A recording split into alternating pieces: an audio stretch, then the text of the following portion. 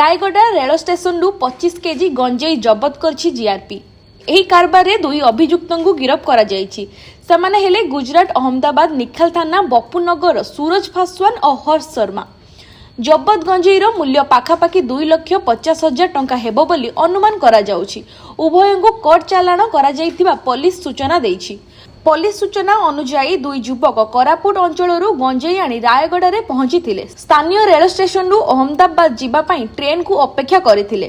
GRP DSP Niranjan पाढ़ी निर्देश में ASI Lingaraj Sahu, आलोक नायक, ASI माणिक चंद्र गौड़ प्रमुख स्टेशन रे जांच करुथिबा समय उभयंको उपरे संदेह करथिले। सेमानंक पाखरे थिबा बैग को जांच करिया बेले सेथिरे गंजेई थिबा जणा पड़िथिला। परे मजिस्ट्रेट को उपस्थिति रे गंजेई जबत करा जायथिला। एनै थाना रे मामला रुजु करी दुई अभियुक्तଙ୍କୁ गिरफ करिछि पुलिस।